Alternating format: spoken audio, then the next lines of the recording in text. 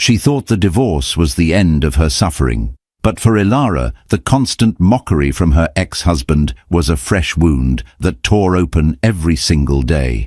He laughed at her attempts to rebuild, calling her new dates pity projects and her new life pathetically small. He was so convinced of her failure, so wrapped up in his own arrogance, that he never stopped to wonder who was holding her hand in the quiet moments. He had no idea her new pity project was about to buy the very company he worked for. This is the story of how a woman's quiet strength became a silent roar that shattered one man's world and redefined her own. The Tuesday morning light in Austin, Texas was thin and apologetic, filtering through the blinds of Ilara Vance's small, rented bungalow. It was the kind of light that revealed dust motes dancing in the air and the faint coffee ring on the wooden coaster she'd forgotten to wipe clean. It was a light that exposed things, and Ilara had spent the last 2 years trying to live in the shadows.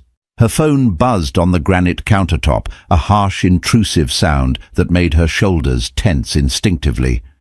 The name on the screen was a ghost from a life she no longer recognized as her own. Mark Jennings. She stared at it, her heart performing the familiar, frantic rhythm it reserved exclusively for him.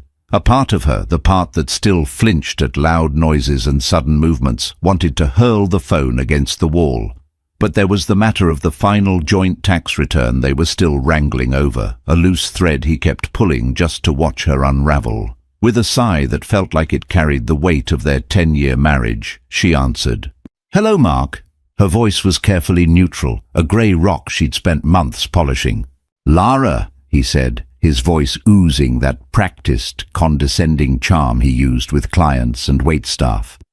He never used her full name, Ilara. It was too elegant, too whole. He'd always preferred the shortened, more pliable Lara. "Just calling about the documents from Henderson. Did you get them?" "They came yesterday. I'll sign them and send them back by the end of the day," she said, already moving toward her small home office. "Get it done. Get off the phone." "Good, good. No point in dragging these things out." A pause. Ilara knew what was coming next. It was the same cadence, the same conversational feint he always used before the jab. "So I saw you the other night, at that little Italian place, Divino's." Her stomach tightened. She'd been there on Friday, with Julian. It had been their third date, a quiet affair filled with soft laughter and the surprising comfort of easy silence. "Oh?" she said, her voice a little too high. "Yeah, looked like you were having an interesting time." The condescension was gone, replaced by a thick, syrupy amusement. "Another one of your reclamation projects, Lara." He looked a little rumpled, like he'd spent the afternoon wrestling a bear. Ilara's eyes closed. Mark, a senior vice president at a mid-tier tech firm, was a man who lived and died by appearances. His suits were tailored, his shoes were Italian leather, and his disdain for anything less than polished was a weapon. Julian, with his soft, unassuming sweaters, thoughtful eyes, and a comfortable way of inhabiting his own skin, was the antithesis of Mark's brittle perfection. "His name is Julian," she said, her knuckles white as she gripped the edge of the counter, "and he's a lovely man." Mark's laughter crackled through the phone. It was the same laugh he'd used when she'd presented him with a business plan for her own landscaping company, the one he'd called a cute little hobby. It was the same laugh he'd used when she'd cried after her father's funeral, telling her she was being overly dramatic. It was a sound designed to diminish, to shrink her world until it was just big enough for him to stand in the center. "A lovely man," he mimicked. "God, you're so predictable, always going for the wounded birds. What's his story? Fired from his soul-crushing middle management job? Living with his mom? Let me guess, he's an artist." The cruelty was so reflexive, so effortless, that it stole her breath. During their marriage, he had systematically dismantled her confidence, convincing her that her empathy was a weakness, a fatal flaw that made her a target for losers and mediocrities. He'd framed himself as her protector, the one who could see the world for what it was, while she was just a bleeding heart, destined to be taken advantage of. "I have to go, Mark. I have a meeting." A lie, but a necessary one. "Right, a meeting. With a client for your little flower pot business?" He sighed, a theatrical sound of paternal disappointment. "Look, Lara, I'm just saying, you deserve what you settle for, I guess. Just try not to bring him around the old neighborhood. It's embarrassing." The line went dead. Elara stood in the silence of her kitchen, the echo of his laughter ringing in her ears. Embarrassing, wounded birds, reclamation projects. The words were stones he'd been throwing at her for years, and even now, with the legal ties severed, they still left bruises. She sank onto a stool, her carefully constructed mourning collapsing around her. This was his power. Not physical, never that. It was psychological, a slow, corrosive drip of acid on her soul. He had painted a picture of her as a weak, naive woman who couldn't survive without his brilliant, cynical guidance. The most insidious part of his abuse was that for a long time she had believed him. Her gaze drifted to the single, perfect gardenia floating in a bowl of water on her table. Julian had brought it for her. Not a bouquet, just one flower. "It reminded me of you," he'd said, his voice quiet and sincere. "Elegant and stronger than it looks." Julian Thorne. He'd told her he was in strategic investments, a vague term that she hadn't pressed him on. It didn't matter. What mattered was how he looked at her, as if he were seeing not the broken pieces Mark had left behind, but the person she was trying to become. He listened with an intensity that was almost unnerving, his gaze never wavering. He asked about her passion for landscape design, not her little business, and had spent an hour looking through her portfolio, commenting on her use of native Texas grasses and her eye for color theory. With him, she didn't feel like a project. She felt seen. But Mark's voice was a poison that seeped into everything. Was he right? Was she just repeating a pattern? Julian was quiet, introspective, and there was a sadness in his eyes she recognized because she saw it in her own reflection. Was she drawn to his melancholy, mistaking it for depth? The doubt, Mark's most enduring legacy, crept in, cold and familiar. She pushed it away, straightening her back. She would not let that man, with his hollow laugh and emptier heart, ruin this. She had a business to run, a small but growing enterprise that paid her bills and brought her a quiet, profound joy. And she had a date with Julian on Thursday. They were going to a small gallery to see a photography exhibit. She walked to her desk, picked up a pen, and with a hand that was only shaking slightly, she signed the tax documents. She would put them in the mail, another thread to the past severed. She would focus on the feel of the soil under her fingernails, the satisfaction of a blueprint coming to life, and the possibility that Julian's kindness wasn't a prelude to a punchline, but simply kindness. But as she sealed the envelope, the echo of Mark's laughter remained, a ghost in the sunlit room, daring her to be happy. The art gallery was a cavernous space in a repurposed warehouse on the east side of town. The polished concrete floors reflected the stark, black and white photographs lining the white walls, portraits of weathered faces, sprawling, desolate landscapes, and intimate, unguarded moments. It was the kind of place Mark would have hated, deeming it pretentious and unprofitable. Elara loved it immediately. Julian stood beside her, his hands tucked into the pockets of his dark grey trousers. He hadn't said much since they'd arrived, but his presence was a warm, grounding force. He moved with a quiet deliberation, studying each photograph not with a critic's eye, but with a genuine, unhurried curiosity. "What do you think?" he finally asked, his voice low, as they stood before a portrait of an elderly woman whose face was a roadmap of wrinkles, her eyes holding a universe of stories.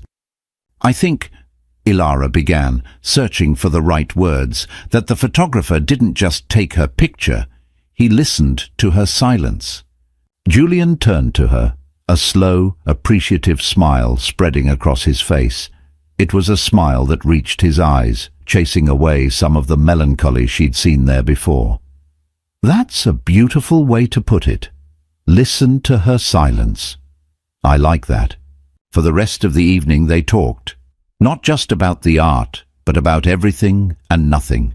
He asked her about the first garden she ever designed, a small, chaotic patch of wildflowers for her grandmother. She asked him what he did to unwind, and he surprised her by saying he built intricate ship models, a hobby that required immense patience and a steady hand. He spoke of his work in strategic investments with a certain detachment, more interested in the complex problem-solving aspect than any financial outcome. He was an enigma, but a comfortable one. There was an ease between them that felt both brand new and deeply familiar. It was the ease of two people who understood what it was to feel out of place in a loud, aggressive world. With Mark, conversations had been a performance. She was the audience, and he was the star, regaling her with tales of his corporate triumphs, his clever put-downs of his rivals, and his grand pronouncements on politics and culture. Being with Julian was a dialogue, a gentle back and forth, a space where her thoughts were given weight and respect. Later, as he walked her to her car, the cool night air was a welcome relief from the stuffy gallery. "I had a really wonderful time tonight, Julian," she said, meaning it more than she'd meant anything in a long time. "Me too, Ilara." He used her full name, and the way it sounded in his calm, resonant voice made her feel whole. "I was wondering, I know this is forward, but there's a charity gala my company sponsors next weekend. It's for the Hill Country Conservancy. I know you have a passion for native landscapes. I thought you might enjoy it." He looked genuinely hesitant, almost shy. "It's a bit stuffy, a lot of suits. I'd understand if you'd rather not." The mention of suits sent a small, irrational shiver of dread down her spine. It was Mark's world. A world of forced smiles, sharp elbows, and social calculus. A world where she had always felt like an accessory, her dress and her demeanor subject to his approval. But then she looked at Julian. He wasn't asking her to be an accessory. He was inviting her to share in something he thought she would appreciate. The Hill Country Conservancy did incredible work, and the thought of supporting them, even just by attending an event, was appealing. It was a chance to step, just for a night, into a world she'd fled, but on her own terms. With him. "I'd love to," she heard herself say, the words feeling brave and reckless. His relief was palpable. "Great, it's Saturday. I'll send you the details." He didn't lean in for a kiss. Instead, he just touched her arm lightly, his fingers warm on her skin for a brief moment. "Drive safe, Ilara." As she drove home, a giddy, unfamiliar feeling bubbled in her chest. It was hope, she realized, but a fragile, tentative version of it. For the rest of the week, she threw herself into her work, finalizing a design for a drought-resistant garden for a new office complex, and spending hours at a nursery, her hands happily covered in dirt. She felt more herself than she had in years. The peace was shattered on Friday afternoon. She was loading bags of mulch into the back of her truck when her phone buzzed. It was Mark. Again. She ignored it. He called again. She ignored it again. Then came the text message. "Mark, need to talk. It's about the house." Her blood ran cold. The house. The beautiful four-bedroom craftsman they had bought together, the one she had poured her heart into renovating, the one she had to leave behind because every room screamed with memories of his criticism and her silent tears. They had agreed to sell it, but Mark had been dragging his feet, living there alone, a king in a castle of shared ghosts. She typed back, her fingers stiff. "Ilara, what about it?" "Mark, just call me. It's easier." With a sense of impending doom, she dialed his number. "I got an offer," he said without preamble. "A fantastic one, way over asking." Ilara felt a rush of relief. This was it, the final financial tie, the last shared asset. "That's great, Mark. Send me the paperwork and I'll sign." "Not so fast," he said, and there it was. the familiar, predatory tone. "There's a complication. The buyer wants a quick close, but they also want the garden redone. Apparently your little wildflower experiment isn't their cup of tea. They want something more formal, structured." The insult was so casual, so perfectly aimed. He knew how much that garden, a riot of black-eyed Susans, bluebonnets and purple coneflowers, meant to her. It had been her one act of defiance in a world of manicured lawns and rigid hedges he had insisted upon. "So the buyers can hire a landscaper," she said coolly. "Or," he said, letting the word hang in the air, "you could do it as a favor to ensure the sale goes through smoothly. It would save us both a lot of money and hassle. I told them my ex-wife was a landscaper and could probably whip it into shape in a weekend." The audacity of it was breathtaking. He wanted her to come back to that house, to the site of her deepest unhappiness, and tear up the one thing she had created for herself, to replace it with the very aesthetic she despised, all for his convenience. "No," she said, the word feeling powerful and liberating. "No?" He sounded genuinely shocked, as if the possibility had never occurred to him. "Lara, don't be difficult. This is a 7-figure deal. Don't let your little artistic pride get in the way of a massive payday for both of us." "My little artistic pride is not the issue, Mark. My answer is no. Hire someone else. Take it out of the proceeds. I don't care. But I am not setting foot on that property." He was silent for a long moment. When he spoke again, his voice was cold, stripped of all its fake charm. "You know, I was starting to think you were getting better, that you were finally moving on with your sad little life. But this is pathetic. You're still so weak you can't even face a garden. He must be a real piece of work, that new guy, if he's making you this fragile." "He has nothing to do with this," she snapped. "Oh, I bet he does. I bet he's one of those sensitive types who encourages you to honor your feelings. You're probably paying for his coffee. Jesus, Lara, when are you going to wake up and realize you need someone who can actually take care of you?" She hung up. Her whole body was trembling, a cocktail of fury and a deeper, more painful sorrow. He still saw her as his broken possession. He couldn't conceive of her making a decision based on her own self-worth, her own well-being. It had to be the influence of another, weaker man. The joy she'd felt about the gala, about her date with Julian, evaporated, replaced by a grey fog of doubt. Maybe Mark was right. Maybe she was weak. The thought of going to a black tie event, of putting on a dress and making small talk, suddenly felt like an insurmountable challenge. She felt exposed, fragile, and deeply, profoundly tired. The whispers of a new beginning were being drowned out by the roar of the past. The dress was emerald green, the color of new leaves after a spring rain. It was a simple, elegant sheath of silk that clung in all the right places and made Ilara feel like a version of herself she hadn't met yet, but wanted to know better. She had bought it in a fit of defiance after the call with Mark, an act of rebellion against the grey fog he had tried to pull over her. Staring at her reflection, she saw not a fragile, broken woman, but someone poised. The doubt was still there, a low hum beneath the surface. But for the first time, another feeling was singing a higher, clearer note: determination. Julian arrived precisely at 7, looking so handsome in a classic black tuxedo that it momentarily took her breath away. He didn't just look like he belonged in it. He looked comfortable, at ease. He held a small box in his hands. "You look breathtaking, Ilara," he said, his eyes filled with a sincere admiration that felt like a balm on her bruised confidence. "You're not so bad yourself, Thorne," she replied, a playful smile touching her lips. I brought you something," he said, his shyness returning as he handed her the box. "It's probably silly, but when I saw it, I thought of you." Inside, nestled on a bed of black velvet, was a delicate silver necklace. The pendant was a tiny, intricately detailed gardenia, its petals perfectly rendered. It was a mirror of the single flower he had given her on their first date. It was the most thoughtful gift she had ever received. "Julian, it's beautiful," she whispered, her throat tight with emotion. "I don't know what to say." "You don't have to say anything," he smiled gently. "May I?"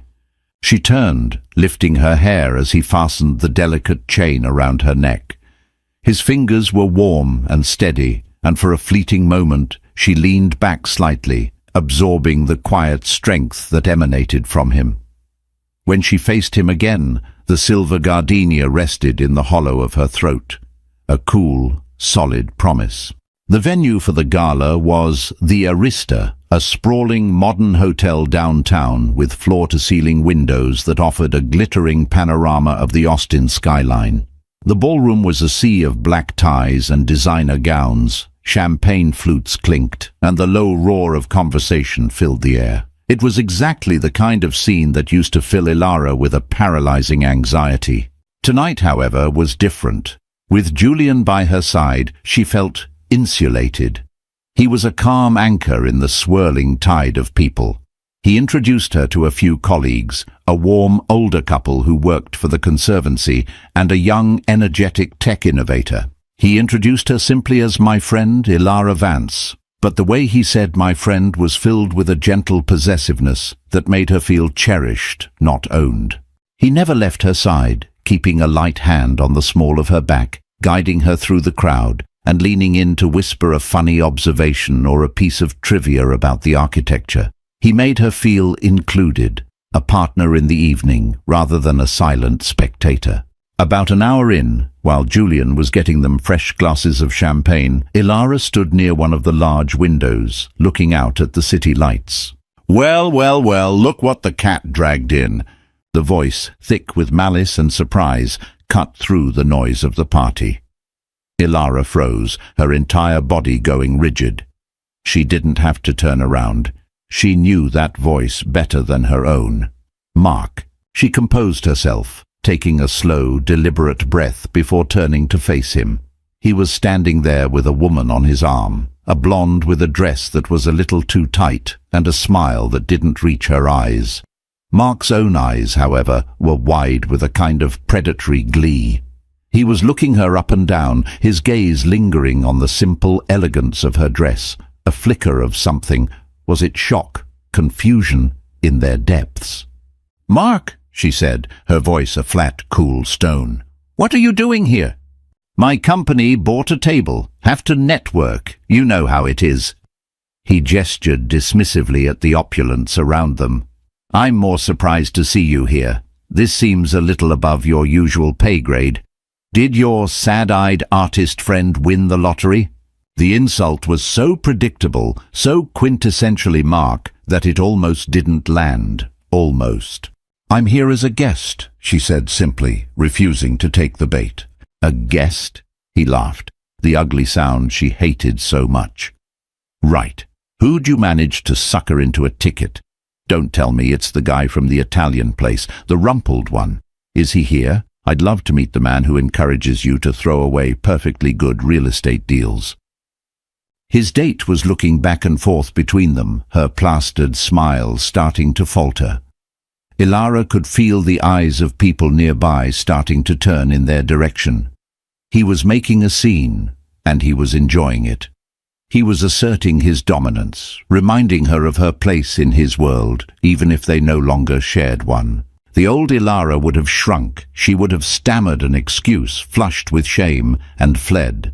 But as she looked at Mark, at his perfectly tailored suit and his perfectly coiffed hair, she didn't see a powerful man. She saw a bully, a small, insecure man who had to tear others down to feel tall. And she saw the silver gardenia resting against her skin, stronger than it looks. "My date is getting us drinks," she said, her voice steady and clear, carrying easily over the din. "And for the record, Mark, my decisions are my own. They have nothing to do with him, and they certainly have nothing to do with you." It was the first time she had ever spoken to him with such unequivocal finality. A crack appeared in his smug facade. His smile tightened at the corners. He wasn't used to this Ilara. This Ilara wasn't playing her part. Still so defensive, he scoffed, trying to regain control. Some things never change. You're right, she said, and she gave him a small, pitying smile. Some things don't. Just then, Julian returned, 2 champagne flutes in his hands. He stopped short when he saw Mark, his calm demeanor instantly registering the tension in the air. He looked from Mark's sneering face to Ilara's composed one. Everything okay here? He asked, his eyes on Ilara, his voice a low thrum of concern. Mark's gaze slid over to Julian. He took in the well-cut tuxedo, the quiet confidence, the way he stood so naturally beside Ilara. Mark's eyes narrowed, performing a swift, brutal calculus of status and threat. This was not the rumpled, sad-eyed man he had imagined. This was something else, but he still couldn't place him. Just catching up with my ex-wife, Mark said, turning his charm on Julian, extending a hand. Mark Jennings, I don't think we've been introduced. Julian passed a flute to Ilara, his fingers brushing hers before shaking Mark's hand. The handshake was brief, firm. Julian Thorne. The name meant nothing to Mark. It was just a name. He relaxed, his arrogance flooding back in. He'd sized Julian up and found him wanting. Just another handsome face in a rented tux, trying to punch above his weight.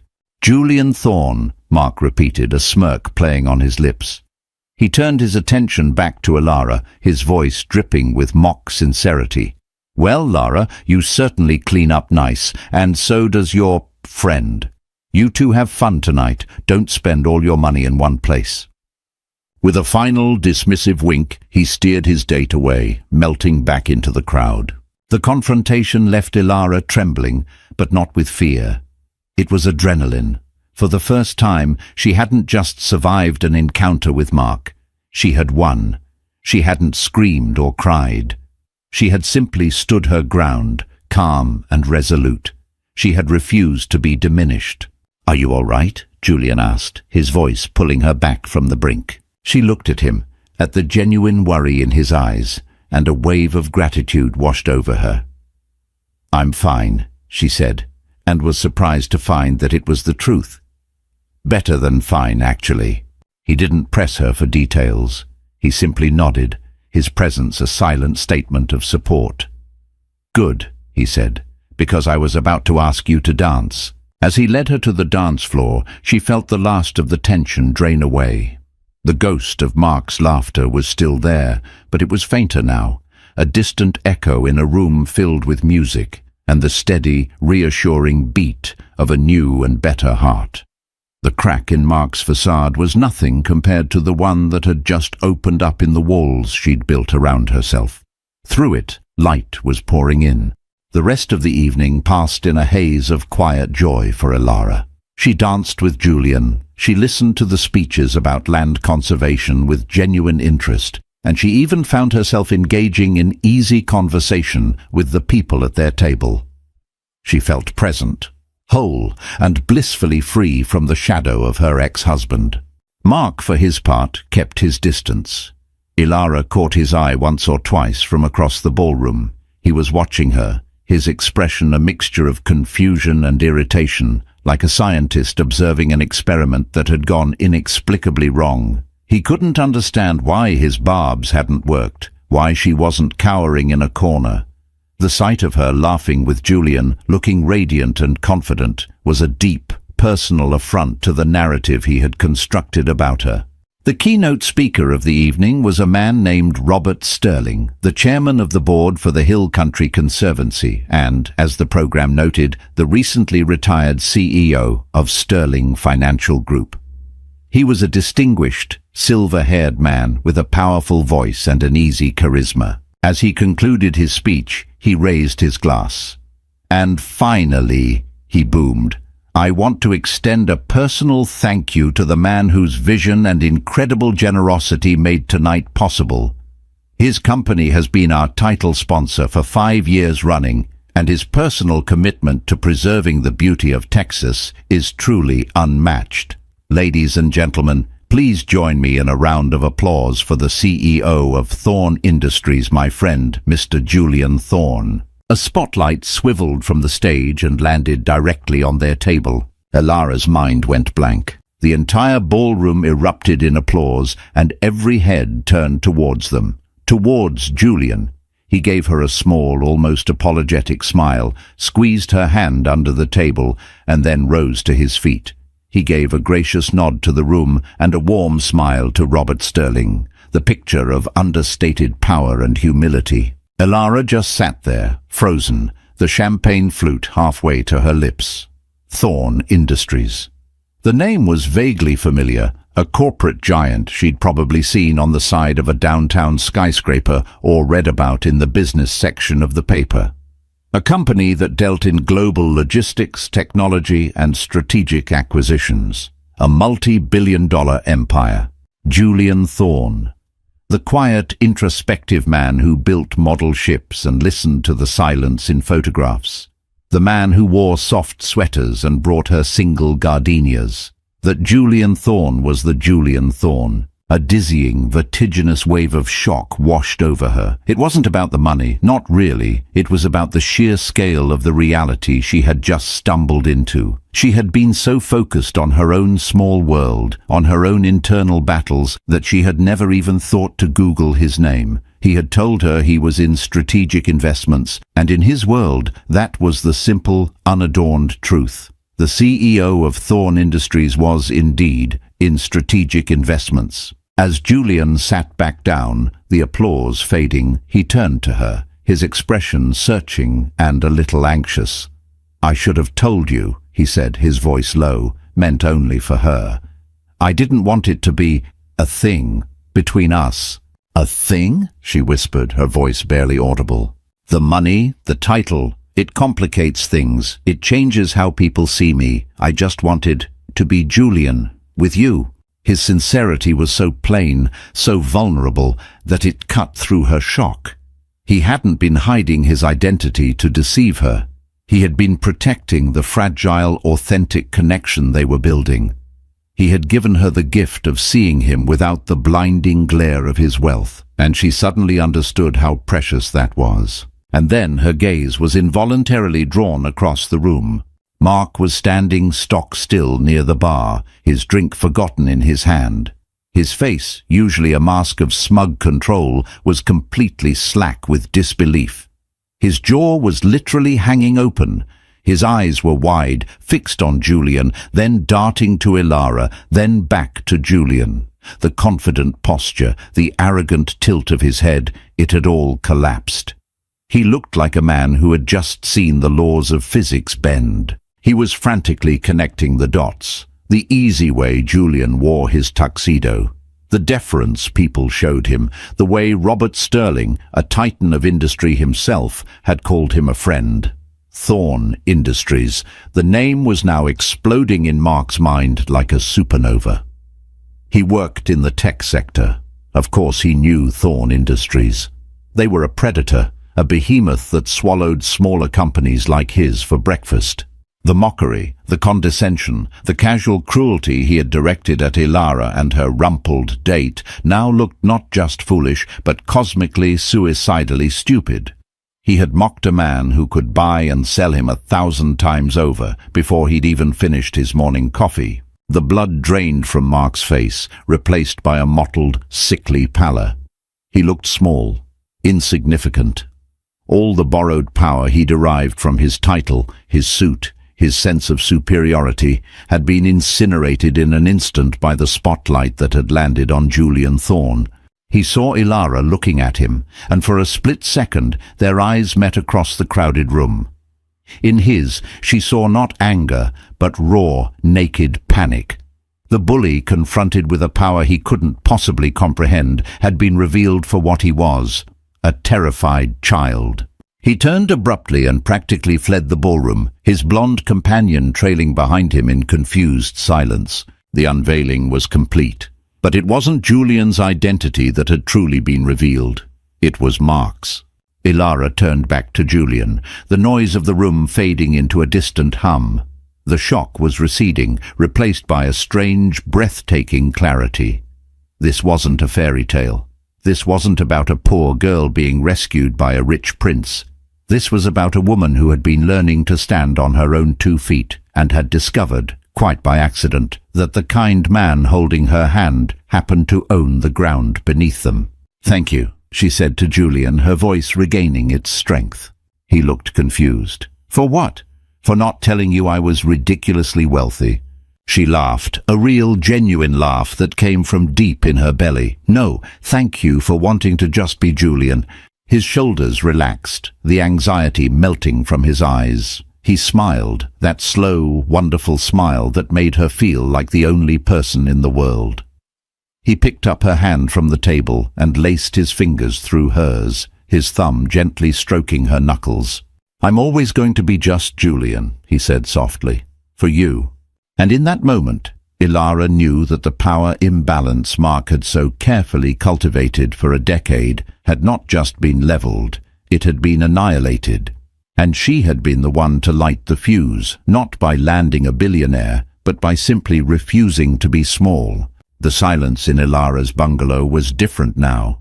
For 2 years, it had been a space she'd had to consciously fill to keep the ghosts at bay, with music, with podcasts, with the hum of the television. Now, the quiet felt peaceful, earned. It was a silence that belonged to her. It had been 3 days since the gala. 3 days since Mark had vanished from the ballroom like a startled phantom. He hadn't called. He hadn't texted. This absence of harassment was more telling than any angry tirade could have been. It was the silence of a man completely and utterly checkmated, his king toppled, his board swept clean. Ilara had spent the weekend with Julian. Not at a fancy restaurant or a high society event, but in her own backyard, their hands in the dirt as he helped her build a new raised bed for a vegetable garden. He'd shown up in old jeans and a faded University of Texas t-shirt, looking nothing like a CEO and everything like the kind, grounded man she was falling for. They'd talked about the revelation at the gala. She'd explained her history with Mark, not in excruciating detail, but enough for him to understand the landscape of her past, the constant erosion of her self-worth, the psychological warfare. He listened, as he always did, with quiet, unwavering attention. He didn't offer solutions or platitudes. He didn't say, "I'll take care of him." He just listened, and when she was done, he'd taken her soil-streaked hand in his and said, "His opinion of you is a reflection of him, not you. I hope you know that." And she did. Now she finally truly did.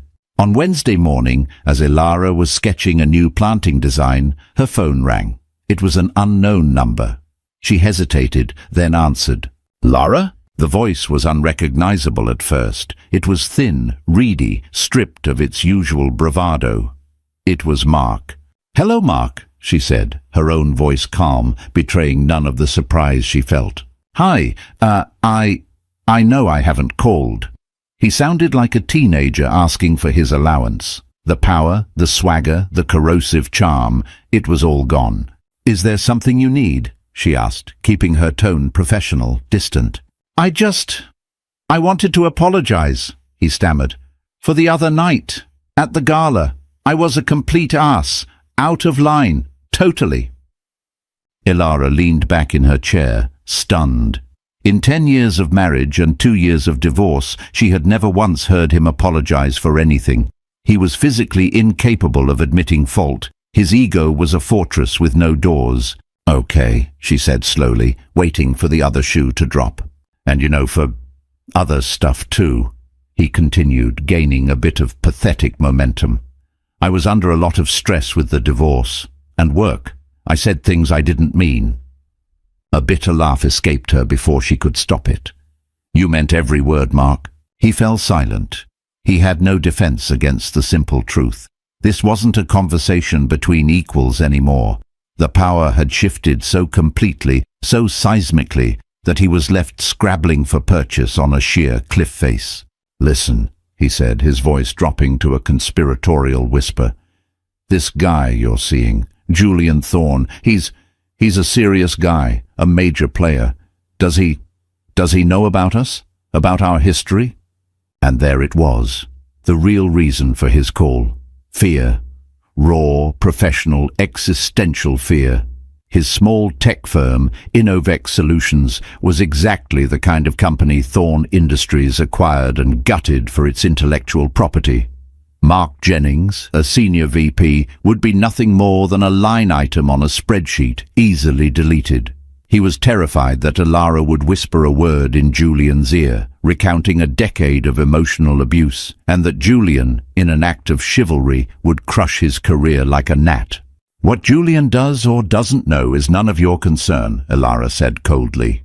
No, please, Lara, you have to understand," he pleaded, the desperation raw and undisguised. "My whole career is on the line here. My company does business in the same circles. A word from a guy like him could blackball me forever, everything I've worked for." "Everything you've worked for," she thought. "What about what you tried to destroy?" An ugly, tempting thought surfaced. The ultimate revenge. She could, with a single conversation, bring his world crashing down around him. She could make him pay for every sneer, every condescending laugh, every sleepless night she'd spent believing she was worthless. The power was hers. It was a heady, dizzying feeling. But as she looked around her quiet, sunlit office, at the beautiful designs she had created, at the life she had built for herself out of the rubble of their marriage, she realized something profound. She didn't want it. Revenge was Mark's game. It was a game of destruction, of tearing things down. She was a builder. She created things, gardens, beautiful spaces, a new life. To use her newfound position to destroy him would be to drag his darkness into her light. It would be a victory, but it would be a hollow one, leaving her tainted by the very poison she had worked so hard to purge from her system. "You don't have to worry, Mark," she said, and the words were not for him, but for herself. They were a declaration of her own character, her own values. "I'm not going to say anything to Julian about you or your career. My life with him has nothing to do with my life with you." The relief in his exhale was a pathetic, gusting sound. "Oh, God, Lara, thank you. I owe you, I really do. Anything you need, the house, the sale, it's all yours, whatever you want." The groveling was nauseating. He was trying to buy her silence, to turn her act of grace into a transaction, because that was the only language he understood. "I don't want anything from you, Mark," she said, her voice filled with a weariness that went bone deep. "Not anymore. I just want you to leave me alone. For good. Don't call me. Don't text me. Our lawyers can handle the final paperwork on the house. We have nothing left to say to each other." This was her desperate gambit, not to ruin him, but to finally, completely erase him from her life. "Of course," he said quickly, "whatever you want. Done. Goodbye, Mark." She ended the call and blocked his number. She sat there for a long time, the silence of the room pressing in on her. She had been given the ultimate power over the man who had tormented her, and she had chosen not to use it. She had chosen peace over war, grace over vengeance. It didn't feel like a victory. It didn't feel like a defeat. It felt like freedom. The final heavy chain linking her to her past had rusted through and fallen away, not with a triumphant crash, but with a quiet, decisive click. She was untethered. She was her own, and that was a power no amount of money or influence could ever buy. A week later, Ilara received an email from her lawyer. Mark had agreed to all her terms regarding the sale of the house. He had accepted the offer, hired a premium landscaping firm at his own expense to handle the garden redesign, and had instructed his attorney that all future communication was to go through official channels only. It was over. The efficiency and finality of it were staggering. But Ilara knew there was one last thing she had to do, not for him, and not even for her future with Julian. It was for the woman she had been, the one who had cried herself to sleep in that house so many times. She needed to close the door herself, not just have the lawyers lock it behind her. She sent him one last text from her work phone, a number he wouldn't have blocked. "Ilara, I need to pick up the last of my things from the house, the garden statues, Sunday at 2 p.m. Please be there." he replied almost instantly. "Mark, of course, I'll be there." When Sunday arrived, the sky was a brilliant, cloudless blue. Ilara drove her truck into her old neighborhood, a place of manicured lawns and identical oversized houses. It felt like a foreign country. As she pulled into the driveway of what was once her home, she saw Mark standing on the porch. He looked diminished. He wasn't wearing one of his power suits, but a pair of slacks and a polo shirt that seemed to hang off his frame. He had lost weight, and there were dark circles under his eyes. The confident, arrogant swagger was gone, replaced by a nervous energy, a fidgety uncertainty. "Hi," he said as she got out of the truck. "Mark," she nodded, walking past him toward the backyard gate. "This won't take long." The backyard was already in chaos. The landscaping firm he'd hired had begun their work. Her beautiful wild garden was gone. The coneflowers and black-eyed Susans had been torn out, leaving behind raw, upturned soil. In their place were stark geometric lines drawn with chalk, marking out where rigid boxwood hedges would soon be planted. It was a sterile, soulless design, and it was a perfect metaphor for him. Her statues, a collection of whimsical, moss-covered gargoyles and sprites she'd collected over the years, were huddled together on the patio, looking like displaced refugees. "I can help you load them," he offered, his voice hesitant. "I can manage," she said, easily lifting the first, a heavy stone dragon, and carrying it toward her truck. She worked in silence, moving back and forth, her body strong and capable from her own physical labor. Mark just stood there, watching her, a helpless, awkward spectator in the dismantling of their shared past. When the last statue was loaded, she closed the tailgate with a satisfying thud and turned to face him.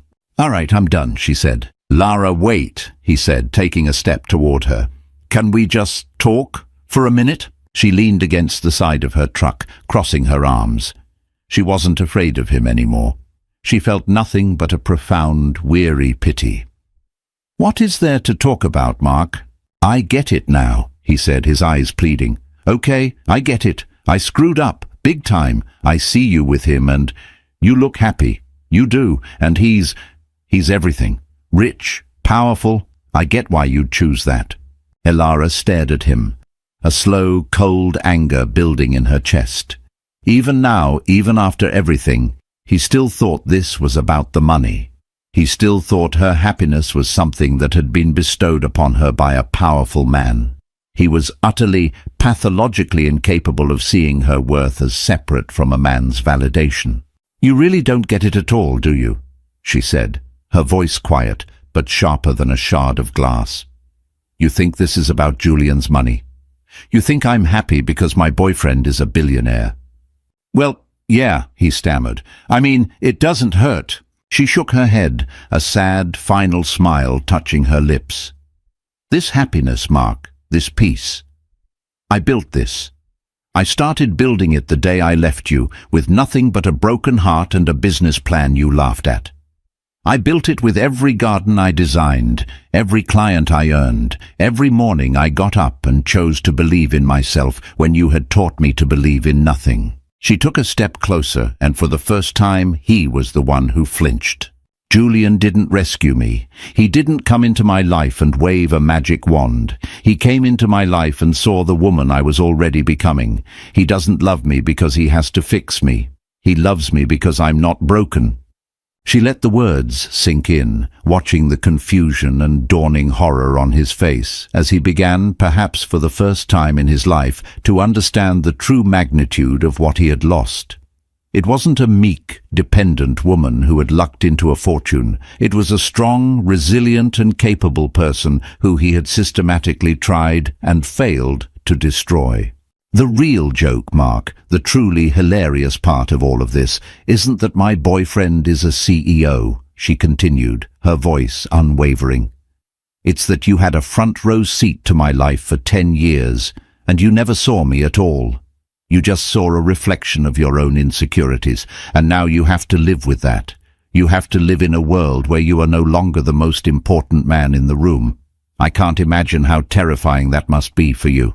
He had no answer. His face was a canvas of shame, regret, and a dawning, terrible loneliness. The echo of his own laughter was finally, truly haunting him. He was the wounded bird. He was the reclamation project. And he was utterly, hopelessly alone. "Goodbye, Mark," Ilara said again, the words holding their final definitive weight. She got into her truck, started the engine, and didn't look back.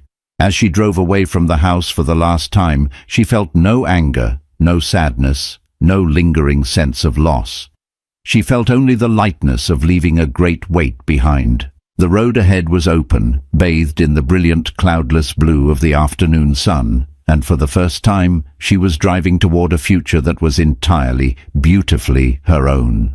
The statues found a new home scattered throughout Ilara's own garden, their mossy stone faces peeking out from behind ferns and Texas sage. They looked happier here, more at home than they ever had in the sterile perfection of Mark's backyard. The little bungalow, once a temporary refuge, now felt like a permanent sanctuary. That evening, Julian came over. He didn't call first. He just appeared at her door with 2 containers of her favorite Thai food and a bottle of wine.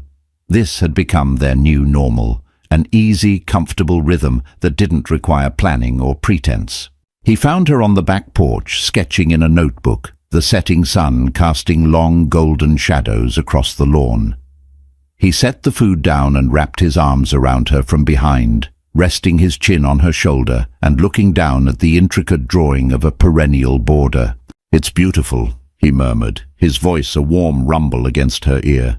"It's for the new community center downtown," she said, leaning back into his embrace. "They want something that attracts pollinators." They ate on the porch as twilight bled across the sky, turning the blue to purple and then to a deep, starry indigo.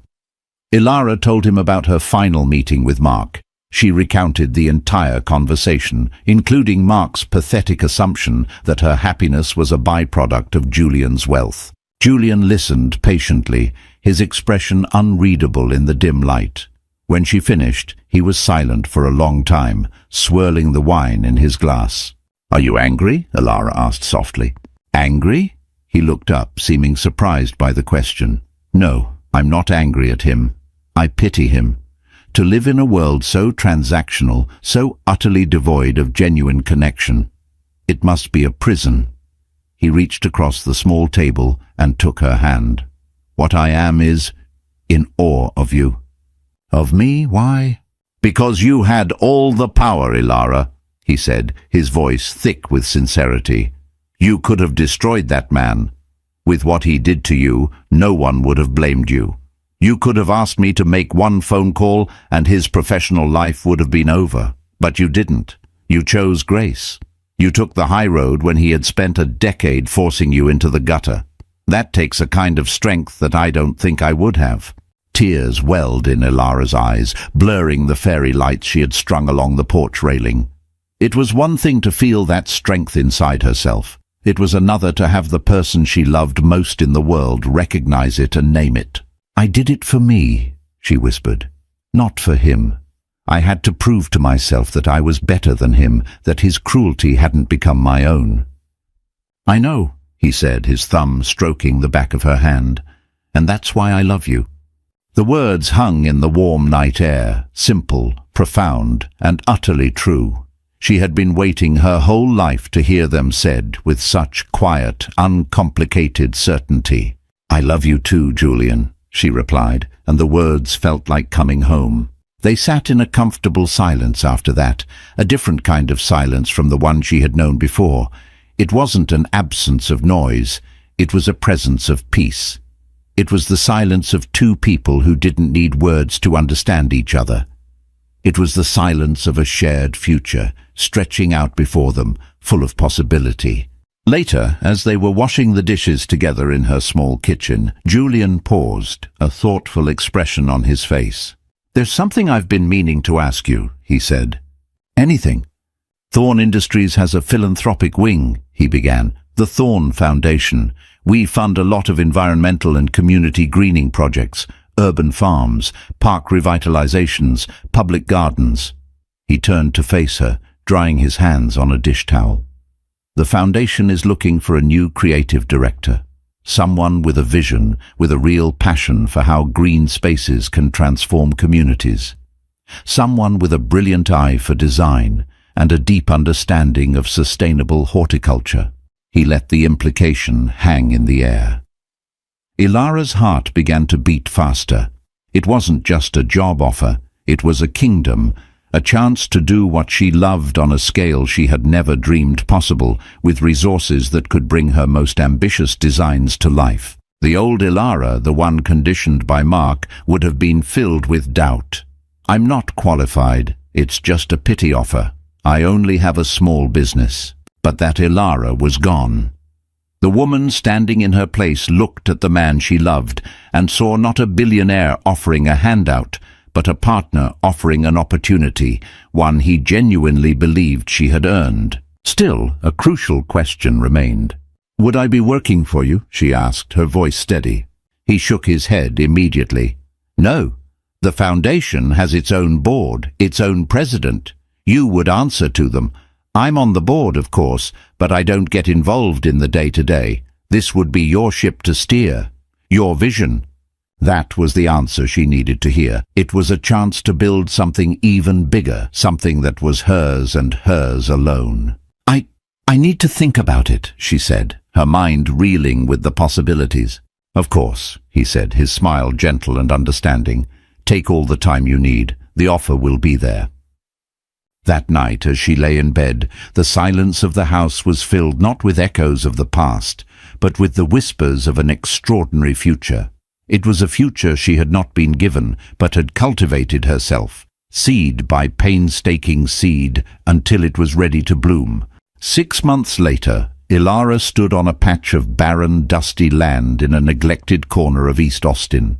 To her left was a crumbling brick wall covered in graffiti. To her right was the drone of a nearby highway. In front of her was a group of eager neighborhood volunteers, a team of professional landscapers, and a small mountain of compost and mulch. She held up a large blueprint, its pages flapping in the warm autumn breeze. "Okay, everyone," she said, her voice clear and confident, carrying easily over the morning air. "The first phase is soil remediation. We need to clear the debris and start amending the soil with the compost. The Thorn Foundation is committed to using only organic, sustainable methods." She was in her element. As the new creative director of the Thorn Foundation's Green Spaces initiative, she was no longer just designing gardens. She was building ecosystems. She was transforming forgotten urban lots into vibrant community hubs, with vegetable plots for local families, pollinator gardens for bees and butterflies, and shady groves of native trees where children could play. Her own small business was now thriving under the management of a talented young horticulturist she had hired, taking on select residential projects while Ilara focused on the bigger picture. She hadn't been swallowed by Julian's world. She had expanded her own to run parallel to it, each of them with their own passions, their own work, coming together at the end of the day to share in their separate triumphs. Julian was there that morning, dressed in the same faded UT t-shirt and worn jeans he'd worn to work in her own garden. He wasn't there as the CEO of Thorn Industries. He was just another volunteer, his hands already dirty as he helped a group of teenagers haul bags of mulch. He caught her eye across the lot and gave her a wink, his face beaming with a pride that was pure and unconditional. Their love had settled into a beautiful, steady rhythm. It was a love built not on grand gestures or dramatic rescues, but on shared values, mutual respect, and the quiet joy of watching each other shine. Later that afternoon, after the workday was done, Ilara sat on the tailgate of her truck, sipping a bottle of water and watching the sun begin to set, painting the sky in fiery strokes of orange and pink. The empty lot already looked different, imbued with the energy of hope and hard work. Her phone buzzed. It was an email notification from her lawyer, a simple subject line, "Jennings Property, sale finalized." She opened it. The house was officially sold. The funds had been transferred. The last tie was, in the most literal sense, severed. She felt a brief, distant pang of nostalgia, not for the marriage, but for the young woman who had once believed in it so fiercely. She sent a silent wish for her peace, wherever she was now, and then archived the email without a second thought. She had heard through the grapevine that Mark had been moved to a different department at his company after a corporate restructuring. It was a lateral move, a demotion in all but name, pushing him out of the spotlight and into a quiet, irrelevant corner of the org chart. He was no longer a player. He was just a man in a suit, haunted by the ghost of a woman he never knew and a power he could never have. Ilara felt no satisfaction at the news, only a detached sense of an ending. His story was over. Hers was just beginning. Julian came and sat beside her, his arm draping comfortably around her shoulders. He smelled of sweat and soil and sunshine. "Good day," he said, his voice content. "The best," she agreed, leaning her head against his shoulder. They sat in silence, watching the sun dip below the horizon. It was a different kind of silence now, one that held no echoes of the past, no ghosts of laughter meant to harm. It was a silence filled with the promise of 1,000 more sunrises, just like this one, each one a chance to build, to grow, to love. It was the sound of her own life finally, beautifully, in full bloom. Ilara's journey wasn't about revenge. It was about reclaiming her own voice and realizing that her worth was never up for his debate. Her victory wasn't in who she was dating, but in who she had become all on her own. If her story of quiet resilience and unexpected triumph resonated with you, let me know in the comments. What do you think was the most powerful moment in her transformation? Your engagement helps these stories reach more people who might need to hear them. Don't forget to like this video, share it with someone who loves a story of empowerment, and subscribe for more dramatic tales of life, love, and redemption. Click that notification bell so you never miss a chapter of our next story. Thank you for watching.